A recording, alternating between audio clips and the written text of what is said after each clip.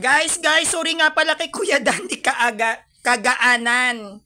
No, tama yung stand niya. Kasi yung nag-research po ako noon, tinawag si Christ na Petra. Yung pagkakabasa ko doon sa Matthew 16 verse 18, Petra yung nakasulat. Kaya akala ko si Christ. Bale, may tatlong Petra o bato na inilalarawan pala sa Bible.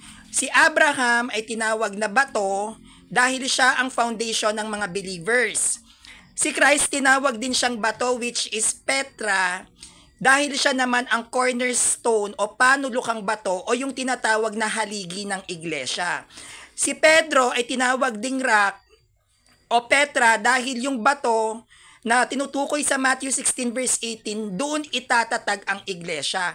Bale, kay Pedro, itatatag ang iglesia, kaya nagkaroon ng papacy. At pag sinabing papacy, yan yung tinatawag nating father or papa. Kaya tinawag siyang bato.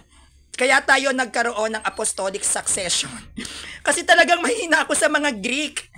Doon ako nagkamali. Bale, iba pala yung pagiging Petra ni Pedro sa pagiging Petra ni Christ at sa pagiging Petra ni Abraham. Pero ganun pa man, sila'y inilarawan bilang mga bato na which is Abraham represents rock, Christ represents rock, and even Peter represents rock too. Pero magkakaiba ang kanilang mga katangian. Si Abraham ay tinawag na bato o Petra bilang foundation ng mga believers.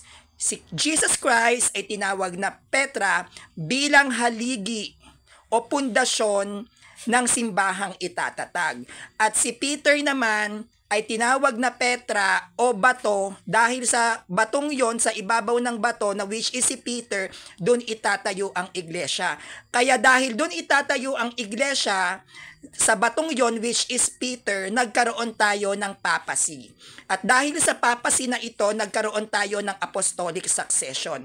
Bali yung tinutukoy doon sa pagiging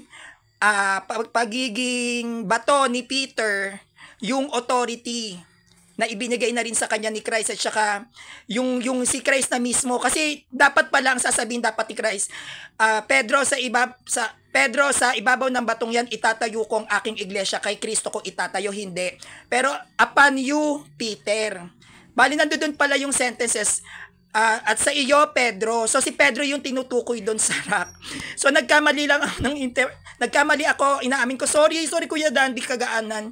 Nagkamali ako sa interpretation ko sa Petra, pero thank you dahil may bago akong natutunan at iko-correct ko na lang po siya bukas dahil naintindihan ko na po siya ngayon. Thank you!